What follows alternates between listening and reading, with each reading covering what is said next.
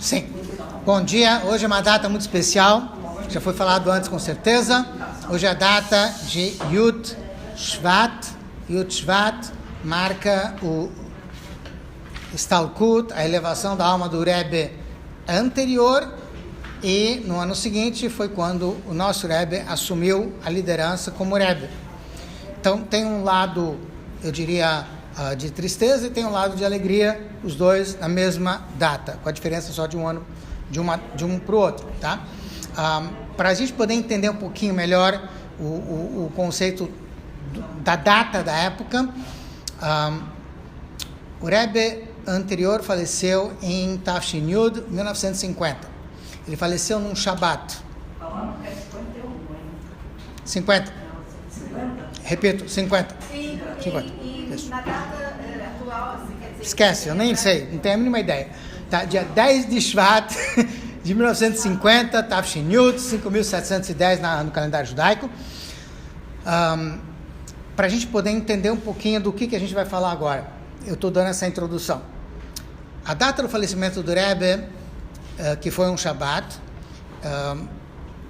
na ocasião, o Rebbe anterior tinha uma certa idade, mas o mais importante é que o Rebbe anterior já tinha sofrido fisicamente uma série de problemas e ele estava numa situação onde a fala dele estava muito difícil de se entender.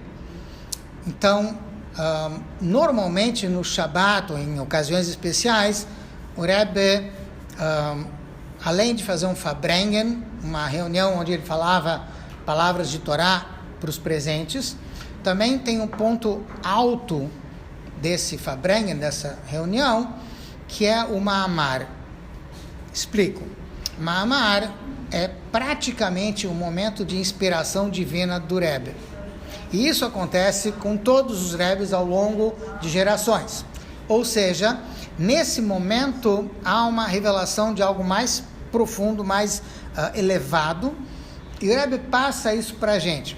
São ensinamentos mais místicos e existe toda uma preparação para esse momento. Ou seja, os Hassidim mais próximos dos Rebbes percebem que o Rebbe está entrando numa outra fase. Muitas vezes o Rebbe fica mais pálido, às vezes o Rebbe tinha certos movimentos que ele fazia que dava para perceber que agora a gente está entrando numa outra fase do Farbrengen. Havia um nigun, há uma melodia especial que se costumava cantar antes do Rebbe falar o Ma'amar, e aí então o Rebbe dizia o Ma'amar. O Rebbe anterior, por causa do problema de saúde dele, ficou impedido de falar o Ma'amar, porque as pessoas também não estavam conseguindo acompanhar. O que ele começou a fazer então? Ele escrevia o Ma'amar. O Ma'amar era publicado na véspera de Shabat, ou da ocasião que fosse Yom Tov, e aí então esse Ma'amar impresso, ou seja, esses ensinamentos impressos eram distribuídos para as pessoas estudarem na ocasião, no Shabat ou no Yom Tov, quando fosse, mas tudo isso era feito de véspera.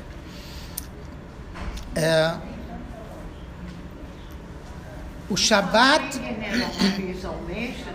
o Farbrengen podia acontecer mais de uma vez ao mês, dependendo das...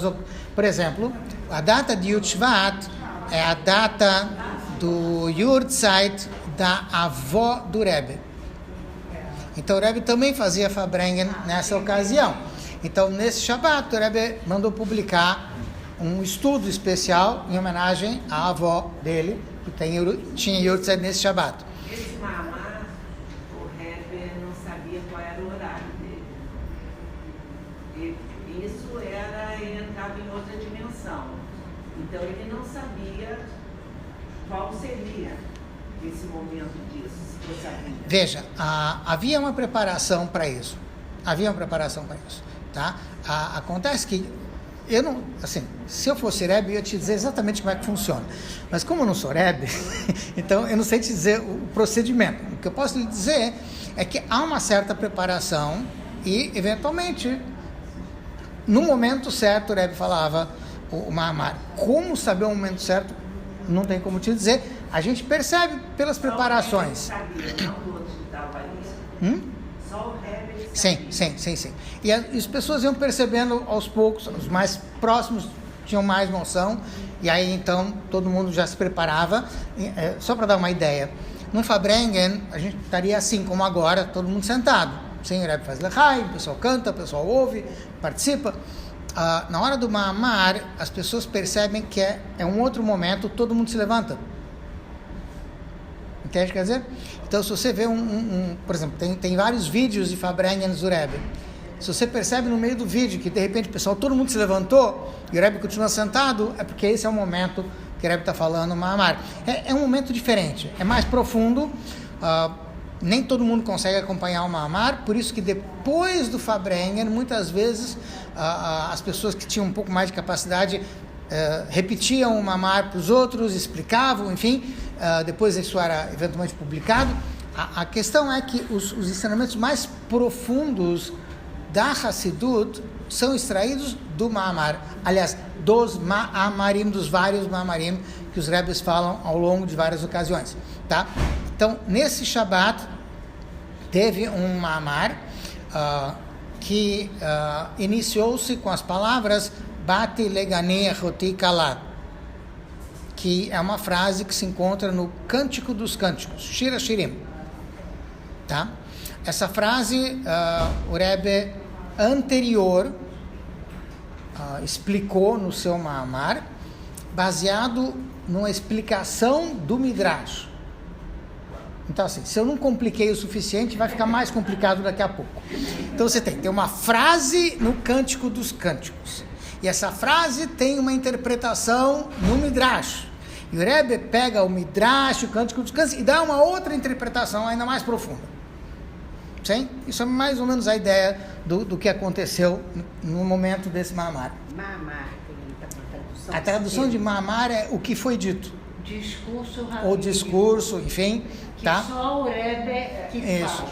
Não fica na boca de todo mundo. Isso. Tá. Agora, nesse Mahamar, a gente vai falar mais sobre ele depois do almoço, Bezrat Hashem. A ideia é justamente dar um resumo dele para que a gente possa ter uma ideia do que o Rebbe falou.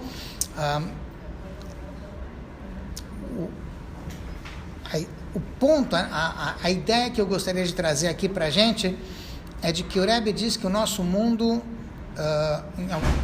em um certo trecho do Mahamar, o Rebbe menciona que o nosso mundo, ele começou como um paraíso e ele vai voltar a ser um paraíso.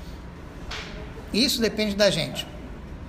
Ou seja, nós temos o trabalho de transformar esse mundo de volta num paraíso, numa moradia para Hashem, lugar onde ele se sente à vontade para se revelar para a gente, como aconteceu no Gan Eden, que Deus se revelava para Adão, no paraíso terrestre que havia no início da criação do mundo. Dentro do Mahamar, o Rebbe fala sobre como nós podemos transformar esse mundo num paraíso. E um dos pontos, não o único, mas um dos pontos que o Rebbe menciona é de que toda vez que a gente exerce autocontrole para não fazer o que não deve, e a gente pega o mundo material e utiliza o que é material para fazer uma mitzvah, para fazer algo divino, a gente está transformando esse mundo numa moradia para Deus. Ele se torna mais divino através dessa ação. Depois que faleceu o Rebbe anterior, o sogro do nosso Rebbe, durante um ano, Hassidim insistiram com o Rebbe para que ele assumisse a liderança no lugar do sogro. O Rebbe rejeitou essa ideia de várias formas, com muita ênfase. Enfim, tem várias histórias. Por algum motivo, o Rebbe entendeu que não era para que ele fosse, até que mais adiante alguns sinais lhe foram dados de que sim, ele deveria assumir. Ele levou um ano. Ao longo desse ano, os Hasidim tratavam o Rebbe, o genro no caso, de uma certa forma como se ele já fosse o Rebbe. E o Rebbe meio que rejeitava isso e ficava nesse impasse.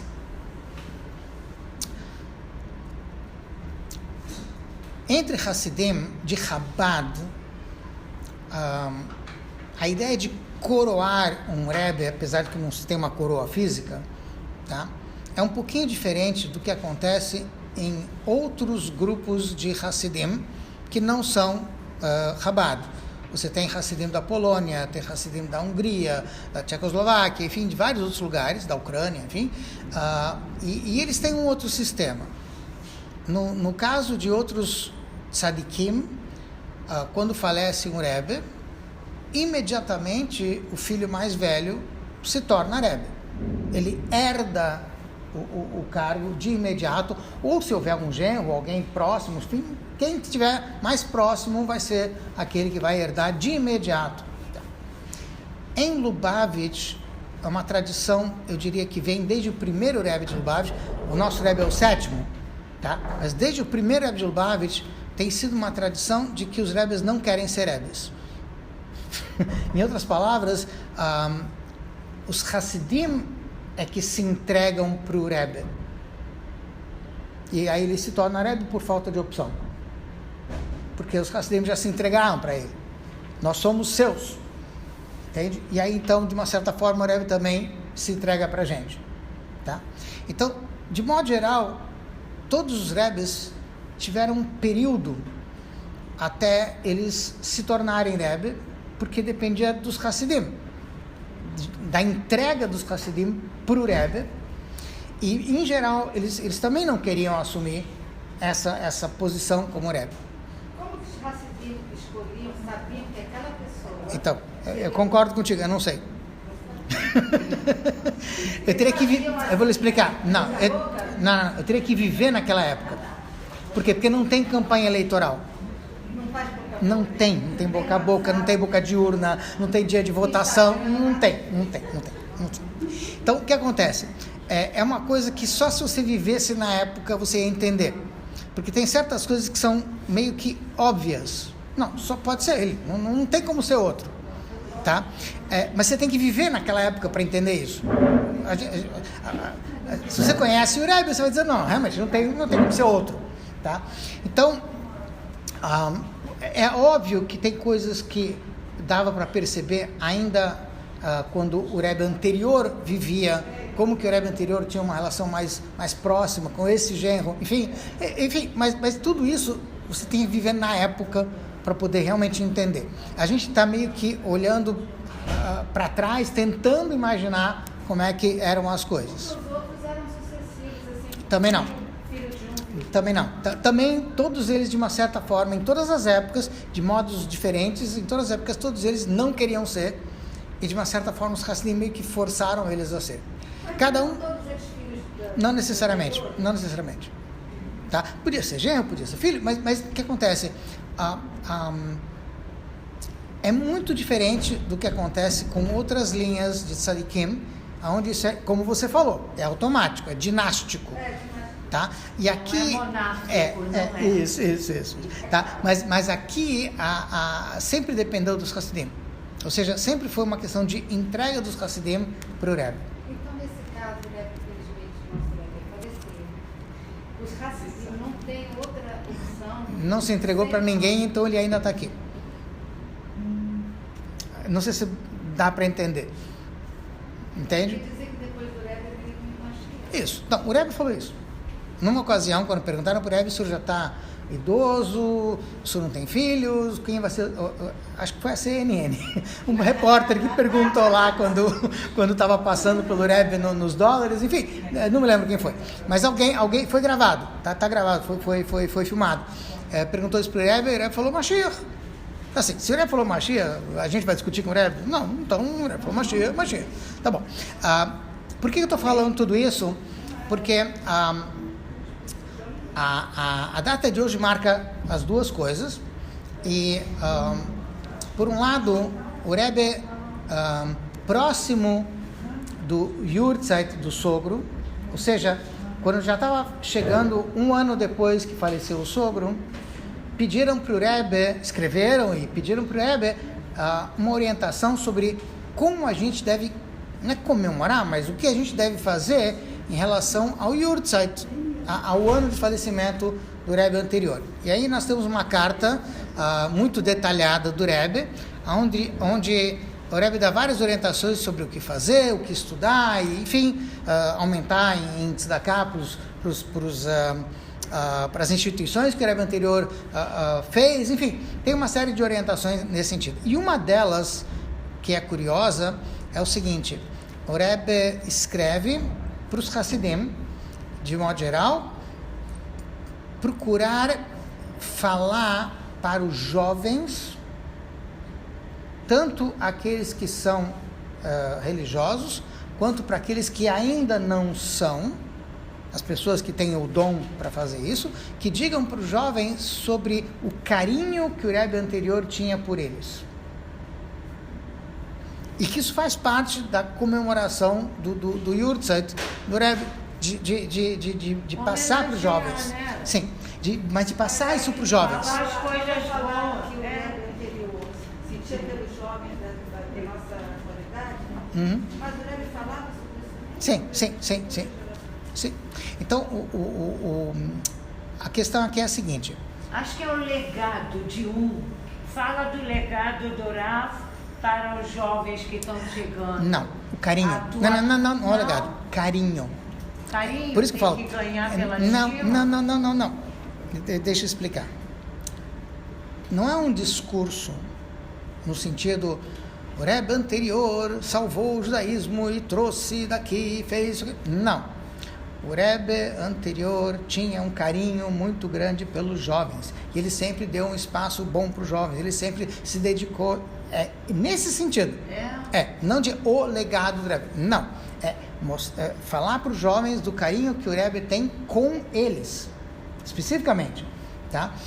Tanto os religiosos como os também que ainda não são religiosos. Ele usa esse termo. Não os não religiosos. Os que ainda não são religiosos. Que ainda não são. Tá? Ou seja, a ideia aqui é um pouquinho mais profunda e baseado nisso eu queria dedicar a aula de hoje a esse tema. Por que a aula de hoje? Me pediram para mudar o tema da aula, já me pedem várias vezes a fazer isso por vários motivos e eu sempre digo não.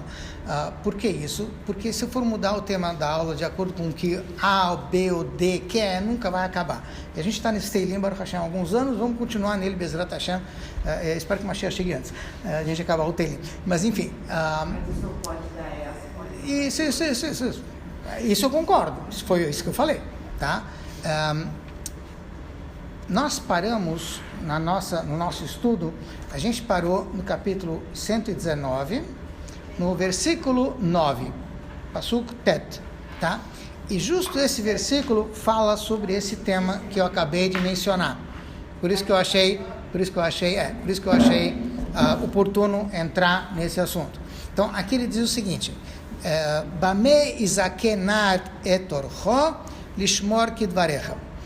Na tradução está assim: como pode um jovem manter seu atalho puro observando tua palavra? Tá. Então, numa tradução bem literal, está falando para os jovens e está dizendo o seguinte: como que uma pessoa pode ter um caminho puro, estar num bom caminho, na medida em que ele observa que ele cumpre a palavra de Hashem, que ele cumpre a Torá e as mitzvot. O que é uma ideia relativamente simples. Em outras palavras, você quer que os jovens sigam no bom caminho, ensina para eles Torá e mitzvot e faça com que eles cumpram. Eles já estão seguindo, no caso. Não. Eu estou me referindo a todos eles. Estão totalmente fora. Também. Como você faz para que eles andem no bom caminho? Ensine para eles Torá e mitzvot. Essa seria uma tradução bem simples, bem literal do Pasuk, dando a ideia, vamos dizer assim, de que você não precisa apelar para mais nada. Ensina a Torá e Mitzvot. 9. Ou seja, você não precisa ensinar mais nada, exceto Torá e Mitzvot. Se você desde pequeno, desde quando a pessoa é jovem, você ensina a Torá para ele, você cumpre Mitzvot com essa pessoa, isso já vai dar para ela um bom caminho. Eu vou me ater a alguns pequenos detalhes no passo. Primeiro, Bame izake nar etorcho. Numa tradução um pouquinho mais literal, seria Bame com o que, Izake vai ter méritos, Shut, Zehuyot, tá? Um jovem, Etorcho no seu caminho. Tá? Se eu traduzo desse jeito, que também é uma forma de traduzir literalmente, tá? Lishmor Kidvarecha, se ele cumpre Torá, se ele cumpre as mitzvot, se ele segue as palavras de Hashem, aí então ele realmente vai ter muitos méritos, ele vai ter um caminho meritório, vai merecer as bênçãos de Hashem, enfim. Tá. Acontece que a palavra Izake, que quer dizer zehut, ter méritos, em hebraico, está relacionada com outro verbo, que é também zah, puro, pureza, tá? Então, por exemplo, consta na Torá que o azeite que era usado, que tinha que ser usado para menorá, o candelabro que tinha no Beit HaMikdash, era Shemen Zait Zar, era um azeite de oliva puro, tá? Refinado. Então, a ideia aqui de Izake também é de refinar. Então, aqui o sentido também você quer ter um caminho refinado, você quer purificar o seu caminho, como ele disse aqui, então siga o caminho da Torá e das mitzvot. Isso está se falando para os jovens, tá?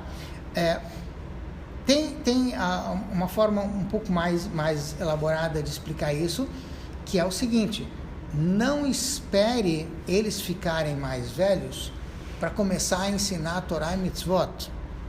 Pode ser que depois não pega mais. Fica difícil. Começa desde quando eles já são pequenos, que aí a coisa pega.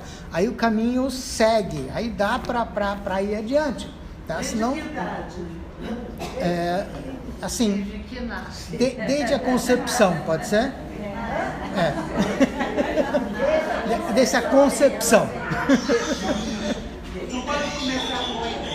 Não, pode começar com a concepção. Eu vou explicar. Porque se você deixa para começar depois, sempre pode ser depois. Sempre pode, a qualquer momento. Nunca é tarde, mas quanto mais cedo, melhor. Essa é a ideia. Tá? Veja bem, o que eu estou falando não são minhas palavras. Eu usei a palavra concepção. Isso eu não me lembro agora com que Rebbe foi. Alguém perguntou, acho que para o Rebbe, não sei se para o nosso Rebbe anterior, com que idade eu devo começar a ensinar a Torá para o meu filho. Eu tenho um filho recém-nascido, então o Rebbe respondeu: você está 9 meses atrasado. Isso quer dizer que tem que ser desde a concepção, ou seja, desde o momento que você pensa em ter filhos, você já tem que estar preocupado com a educação judaica deles. Essa basicamente é a ideia, que já tem que começar a pensar no que você vai fazer, o que vai ser feito, como vai se ensinar, enfim, o que a gente vai fazer. É curioso que tem, sobre esse passuk, tem um ensinamento do Baal Shem Tov, que muda completamente o sentido literal do passuk, mas realmente não é para ser literal, porque é um ensinamento baseado nesse passuk, que é o seguinte: deixa eu acabar o passuk, que eu parei no meio. Mameza kenar, já falamos. Nar, a gente traduz como jovem, tá? Nar em hebraico significa aquele que foi jogado para fora, aparentemente para fora do ventre, tá? Do ventre, aparentemente, tá? Mas normalmente se usa o termo nar em referência a alguém, talvez na fase de 11, 12 anos de idade, antes do bar mitzvah, antes do bar e bat mitzvah. Isso, tá? Nessa fase, tá? Porque tem abaixo disso também, tá? Mas aqui a gente está falando dessa fase. E aí ele fala et orcho. o seu caminho. Então, em hebraico, você tem várias palavras que a gente usa para descrever um caminho. A mais comum é derech, isso é caminho, tá? Mas orach normalmente significa se você tem um caminho, uma estrada, orach é uma bifurcação na estrada.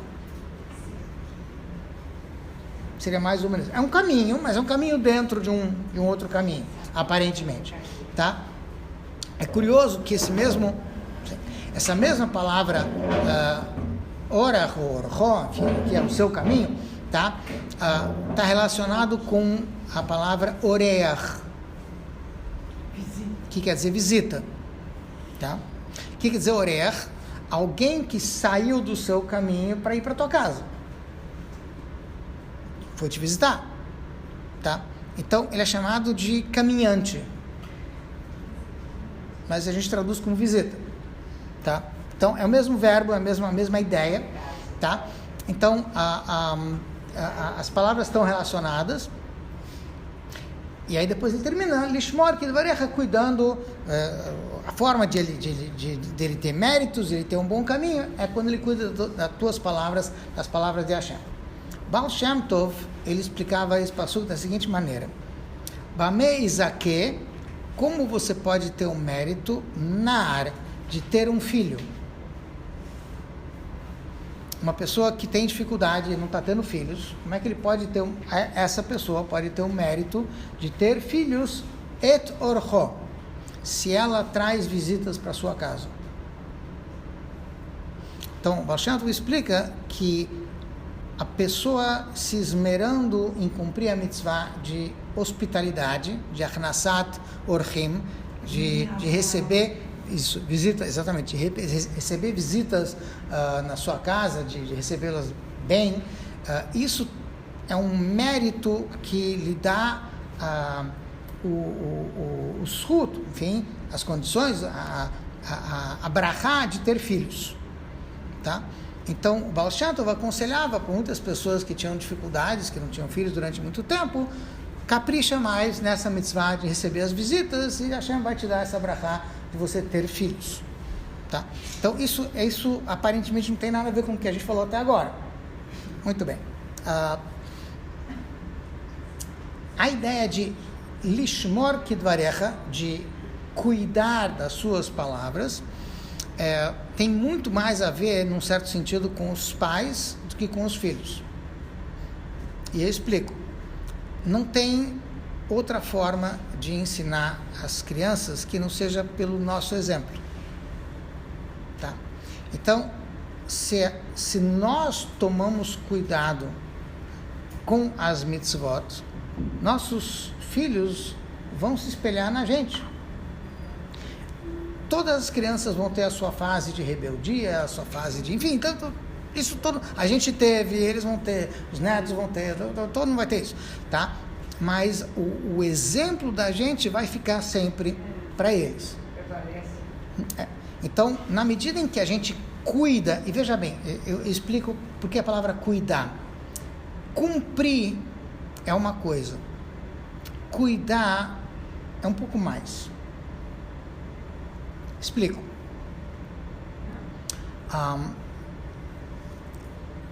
Nós temos o costume de, quando a gente passa por uma porta, de beijar a mezuzá.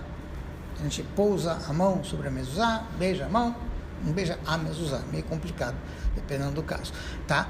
Muito bem. Se a gente sempre faz isso, vira automático. A gente faz, às vezes, até sem pensar, tá? Mas, como é algo tão natural para a gente, eventualmente nossos filhos também vão ver. E não tem como eles não acabar, em alguma coisa, absorvendo isso. Se a gente faz questão, e esse sempre foi um costume judaico, estou falando do pessoal da antiga, tá? De que as crianças, antes de dormir, a gente pega as crianças, levanta, beija a mezuzá, coloca elas para dormir, conta uma historinha, fala o Shema Israel, tá? isso fica mais ainda, porque eu estou cuidando da mezuzá. Eu estou reforçando aquela mesma ideia que ela podia já pegar no automático, mas agora eu estou reforçando essa ideia. Veja bem, nesse sentido, eu posso dizer que não tem idade. Ou, vou colocar de uma outra forma, mesmo que os nossos filhos já sejam grandes, e a gente talvez não tenha feito isso lá atrás, mas se a gente começa a fazer isso hoje, e eles veem isso, isso também deixa uma impressão. Resulta. Entende o que eu quero dizer? Mas também tem o contrário, né, Rabino? Até está na Torá, que nessa geração muitos filhos vão levar os pais. Isso, exatamente. Tem isso. A ideia está baseada num pasuk, como você falou, Ve'eshiv lev avot al banim.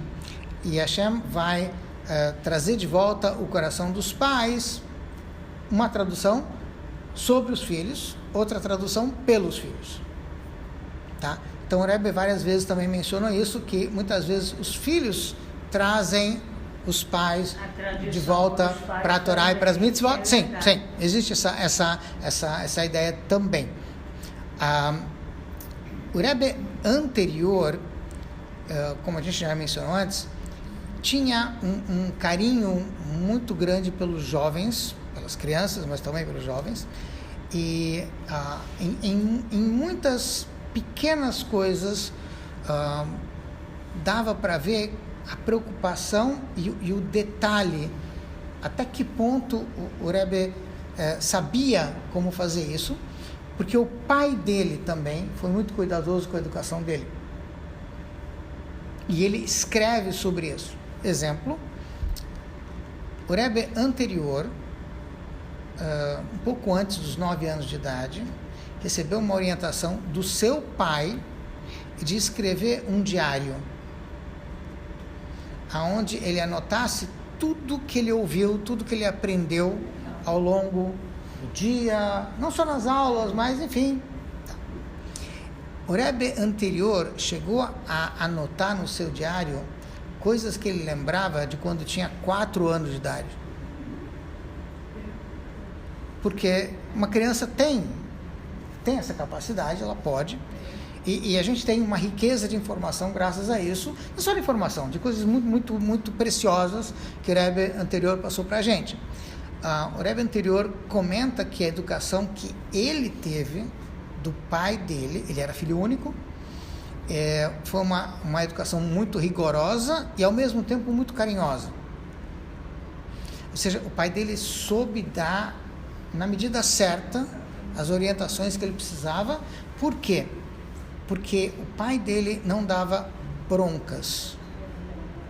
O pai dele sabia usar a oportunidade para dar lições, que é muito diferente de dar bronca.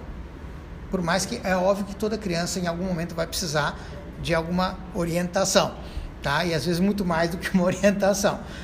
Mas o Rebbe anterior escreve isso muito claro, que o pai dele foi sábio em saber achar o momento para falar isso, tá? Não quero me estender nisso, quero mais focar um pouquinho no Rebbe anterior, tá? O Rebbe anterior, ele foi preso pela KGB, que na época se chamava NKVD ou GPU, importa, Serviço Secreto da União Soviética, com falsas acusações. Ele foi torturado, enfim, psicologicamente, fisicamente, ele sofreu fisicamente, teve problemas que deram, infelizmente depois ele perdeu a mobilidade, ele teve que andar em cadeira de rodas por causa do que ele sofreu nessa prisão.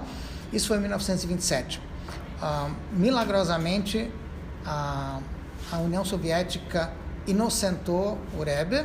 Não vou entrar em todos os detalhes agora do que aconteceu. Ele foi exilado durante um tempo, depois ele foi libertado disso também, mas o Rebbe anterior soube de fontes bastante seguras de que estavam tramando contra a vida dele, no caso o serviço secreto, e ele então teve que sair da União Soviética, mas ele encarou isso não como uma fuga, e sim, Hashem está me dando uma nova missão, e ele começou todo uma espécie de império de Torá na Polônia e nos Estados Unidos, assim que ele saiu da União Soviética. E para isso, em 1930, o Rebbe sai da Europa e vem visitar os Estados Unidos. Em 1930, a visita do Rebbe para os Estados Unidos é vista como uma coisa muito fora do comum, porque os Estados Unidos era um lugar muito distante de judaísmo, em 1930. Naquela época costumava-se dizer que até as pedras nos Estados Unidos são treif, não são kasher. Quer dizer, essa era a noção que não tem nada de judaísmo ali. Ali é um deserto de judaísmo. No entanto, o Rebbe anterior já tinha uma missão traçada de que ele vai levantar o judaísmo também nos Estados Unidos. Então, em 1930, ele faz uma visita quase que preliminar, porque eventualmente ele acabou vindo para os Estados Unidos em 1940, 10 anos depois. Nessa visita de 1930, o Rebbe vai visitar centros judaicos, principalmente onde tem Hassidim também, e eu não lembro agora se foi em Chicago, eu acho que foi em Chicago, mas numa dessas visitas, ele anuncia, aliás, todas as visitas foram noticiadas. O Rebbe anterior, quando chegou nos Estados Unidos, ele foi recebido com honras de um herói, alguém que enfrentou Stalin e saiu vivo, porque era com Stalin o que estava acontecendo na época, e o Rebbe anterior foi muito bem recebido pela comunidade judaica e também pela comunidade como um todo, quando ele chegou. E uma das coisas que ele fez questão de publicar nos jornais é de que America is not anders. Não é diferente. Estados Unidos não é diferente. Por que ele fez questão de publicar isso? Porque muitos judeus que chegavam naquela época para os Estados Unidos, eles chegavam lá e ouviam, não, aqui é diferente. Lá na Europa você fazia kasher, Shabbat, aqui não é bem assim, aqui é outra história. Enfim. Então, isso, é o ano da depressão, tá?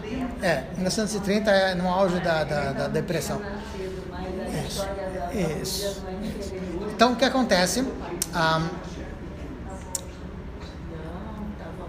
Um grupo de jovens estava lendo jornal e leu o que o Rebbe escreve, que deve se cumprir Torah e Mitzvot, onde quer que você esteja, mesmo nos Estados Unidos, a América não é diferente, enfim.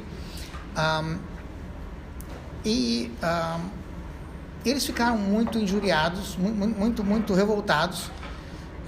Esse Rebbe vem da Europa, ele nem conhece os Estados Unidos, já fica falando pra gente o que a gente tem que fazer, não tem que fazer, quem ele pensa que é. Enfim, eles estavam discutindo entre si o que o Rebbe tinha mencionado no jornal, e um adulto, um cara mais velho, se virou para eles e falou: olha, vocês ficarem discutindo entre vocês, tudo bem, mas se vocês querem uma resposta, vocês têm que falar com o Rebbe. Não adianta ficar aqui discutindo. Então eles pegaram o jornal, no jornal constava o local onde o Rebbe estaria recebendo as pessoas para uma audiência particular, para quem tivesse interessado. Só um parênteses, eu não estou entendendo. O Rebbe, ele chega nos Estados Unidos, não conhece nada, ele tem casa de propriedade, ele vive num hotel. Como é que ele consegue ser visto no jornal? Ele já tinha um esquema preparado para que ele fosse para divulgar a presença dele lá nos Estados Unidos? O Rebbe estava de visita. Em 1930, o Rebbe anterior veio visitar os Estados Unidos, não morar. Os jornais já tinham noticiado a liberdade dele em 1927. Todo o caso da prisão dele, quando ele foi preso, isso foi noticiado nos jornais. Eu estou falando do Rebbe anterior, do Rebbe anterior, o sogro do Rebbe. Sim. E não ídolos também. E nos ele foi todo machucado para lá. também. Então, o que eu quero dizer é o seguinte: Foi bom que você levantou. A ideia é a seguinte, o Rebbe anterior, depois que ele conseguiu sair vivo da Rússia, tendo enfrentado Stalin, tá? Ele virou notícia. Sim, ele foi noticiado em jornais judaicos e não judaicos. Tá? Então, quando ele chega nos Estados Unidos, obviamente, isso foi noticiado também na imprensa geral, como também na imprensa judaica. Então, óbvio, isso mexeu com as pessoas. Sim, conhecida. Sim. Tá? Muito bem. Então, esses jovens, voltando agora para a nossa história, esses jovens, eles leem no jornal qual é o lugar onde o Rebbe estava recebendo as pessoas para uma audiência particular, qual era o horário, qual era o dia, enfim, e eles vão lá, são 6 jovens, eles vão lá marcar uma audiência com o Rebbe. Veja bem, eu só quero que vocês entendam como é que eu sei disso. Tá? Então tem. Eu não estava exatamente. Pelo menos essa encarnação ainda não tinha nascido. Tá? Então veja bem, tem um jornal americano que ainda é publicado em Nova York, chamado Jewish Press. Tá? Numa edição de 1982 do Jewish Press, quando eu estava estudando nos Estados Unidos, eu li isso que eu estou contando agora. Tá? Então, maiores detalhes, vocês procurem lá no site do Jewish Press, deve ter jewishpress.com, alguma coisa assim, e lá na edição de 82, que mês eu não sei, não lembro, tá? Mas tá na edição de 82, é o que eu estou contando. Quem escreve é um dos jovens. Então ele descreve, um dos 6 descreve tudo isso que eu estou falando agora. Então, o Rebbe anterior está lá nessa casa, eu acho que em Chicago, e aí então esses jovens chegam lá, o secretário do Rebbe, Ratche Fagan, estava recebendo as pessoas, e cada um que chegava, ele perguntava o seu nome, o nome da sua mãe e o que você deseja. É uma pergunta, é um pedido de brachá, enfim, o que vocês desejam. E aí então, eles chegam nesse local, do lado de fora tem um porch, como é que a gente descreve isso? Uma varandinha, você sobe umas escadinhas, tem uma varandinha, porch, em inglês, tá? É uma varanda. E aí então você sobe, tem uma varandinha, depois você entra, tem a casa, tá? E tinha um segundo andar, uma escadaria, e o segundo andar, o Rebbe está recebendo as pessoas numa audiência nesse segundo andar, tá? Muito bem, o secretário está lá embaixo, perto do porch, você entra a casa e dá de cara com o secretário, e esses jovens chegam e eles ficaram um pouquinho surpresos que tinha mais de 50 pessoas sentadas na sala esperando a sua vez de serem recebidas numa audiência. Então eles falam, esse negócio, mas enfim, já estamos aqui, tá? Então eles chegam, cada um dá o seu nome, o nome da sua mãe, o secretário do Rebbe vai anotando, aí o secretário do Rebbe pergunta, e o que vocês desejam do Rebbe? E eles ficaram muito sem graça de dizer que nós queremos questionar o Rebbe, o que ele pensa, o que ele acha. Então eles tentaram um jeito mais diplomático de colocar isso, falando, nós temos uma pergunta a fazer para o Rebbe, nós temos uma dúvida. Tudo bem, a Shaila.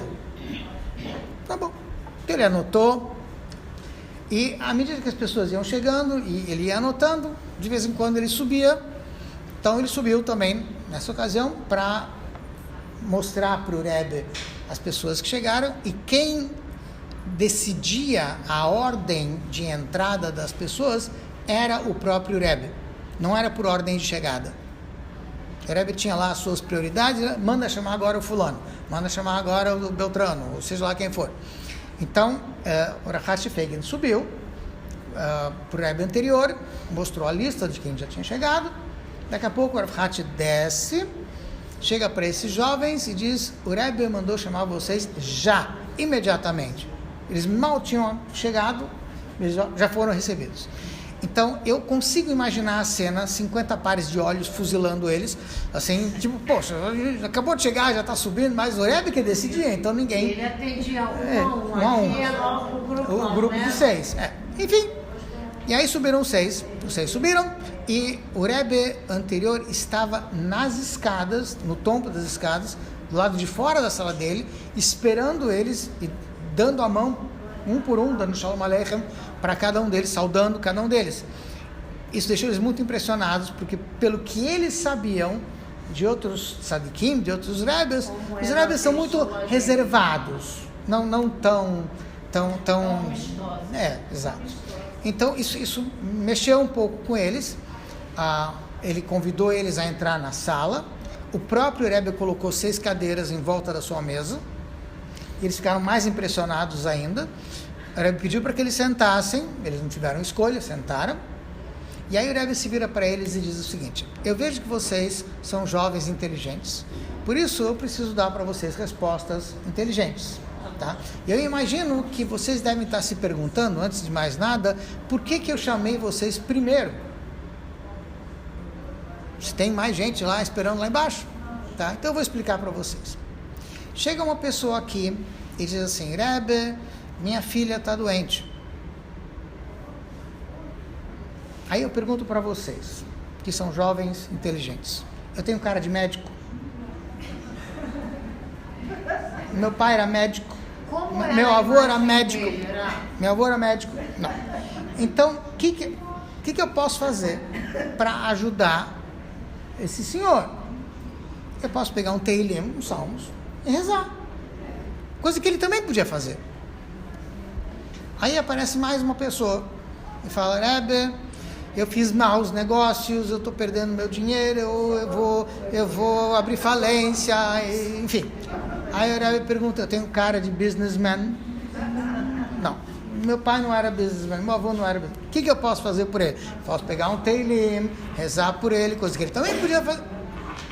Aí o Rebbe fala, e aí aparece alguém e diz: Rebbe, eu tenho uma dúvida, uma questão, uma shaila, uma pergunta a fazer.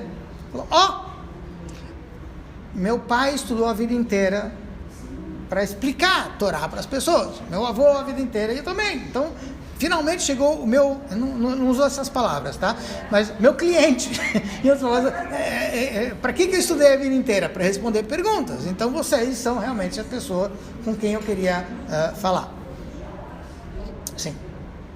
Como era a imagem dele? Como você...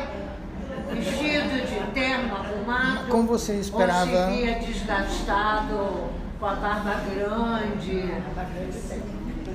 Não, a imagem posso lhe passar? Veja bem, o Rebbe anterior... Tem fotos do Rebbe anterior? Não precisa procurar, tá? Porque mas eles só ouviam. Sim. Eles não viram. Sim, verdade.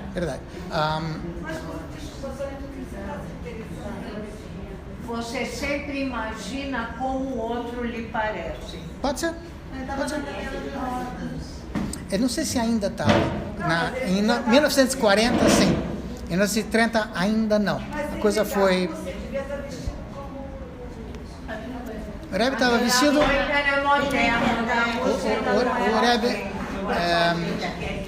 veja bem, eu não quero me desviar muito, mas... Blineder, vou ficar devendo a foto do Rebbe, você vai ver. Vamos lá. 100? Vamos lá. E aí o Rebbe se vira para os jovens e diz para eles qual é a sua dúvida. E com um pouco de mal-estar, eles ficaram meio sem jeito, mas eles perguntaram: o Rebbe escreveu que nada mudou, mas a América é diferente, não é diferente, mas aqui é diferente, aqui é outra coisa. Não é a mesma coisa que era na Europa, não dá para fazer igual que fazia lá, fazer aqui. Tá, o Rebbe ouviu. Aí o Rebbe se vira para eles e diz assim: tudo bem? Então me digam vocês, que são jovens inteligentes, na Torá tem 613 mitzvot. Sim? Então, vocês que são jovens inteligentes, digam para mim quantas mitzvot vocês acham que eu cumpria na Europa. Aí eles realmente ficaram sem jeito. E eu sei lá, quantas mitzvot, como é que eu posso falar para o Rebbe? Então ficou aquele silêncio por alguns instantes. O Rebbe disse para eles: eu vou falar para vocês. Na Europa, das 613 mitzvot que tem na Torá, eu cumpria o máximo que eu podia. Das 613, eu cumpro o máximo que eu posso. eu cheguei aqui nos Estados Unidos, o que vocês acham que eu vou fazer? Eu vou cumprir o máximo que eu posso. Mudou alguma coisa? Não. Então, não mudou. Certo? E aí ele se vira para os jovens e pergunta, e vocês, que estão num país livre, vocês estão cumprindo o máximo que vocês podem? E houve, eu não me lembro agora os detalhes, mas eu lembro que ele perguntou para um se ele colocava tefilim. Aí ele falou, não, faz tempo que não. O Rebbe ofereceu um tefilim para ele. Enfim, e foi falando com cada um deles sobre isso.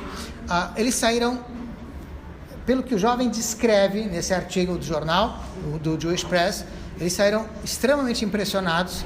Durou 10 minutos, não durou muito mais do que isso, tá? Mas eles ficaram nesse porch, nessa varandinha, durante 1 hora, tentando refazer as ideias,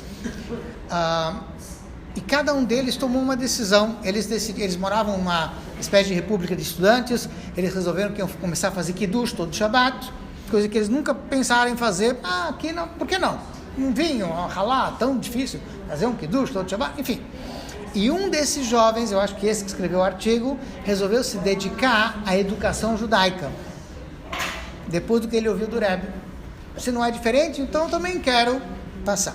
Enfim, aqui você vê como o Rebbe tem tato com jovens que vêm questioná-lo. Isso. E ele consegue fazer com que eles cresçam também, tá? Que é uma visão muito, muito diferente do que a gente tem de as broncas e não sei o que, vocês não fazem nada, vocês não valem nada, esses jovens rebeldes e tudo mais. O Rebbe está apelando para a inteligência dos jovens. Vocês que são jovens inteligentes, então sigam o meu raciocínio, vamos junto. Então a gente vê claramente isso. Esse é um exemplo, tá? Obviamente tem vários outros, o tempo já não permite a gente ir mais longe, mas isso é só um exemplo daquilo que o Rebbe escreve, que é interessante fazer no dia de hoje, que é explicar para as pessoas o carinho que o Rebbe tem com os jovens e como os jovens são importantes para o Rebbe como jovens. Em outras palavras, ele respeita a inteligência dos jovens, ele respeita os questionamentos dos jovens e com isso ele traz eles mais próximos de si e da Torá e das mitzvot. Então, de uma certa forma, isso também está nesse passo que a gente está estudando agora, que você tem que, quando você está no caminho, como é que você pode purificar o caminho dos jovens? Quando você está no caminho deles, você consegue acompanhá-los e aí então mostrar para eles como cuidar das palavras de Hashem. Tá certo? Então, pessoal, Gutiota, você pode dizer, tudo bom? Boa tarde.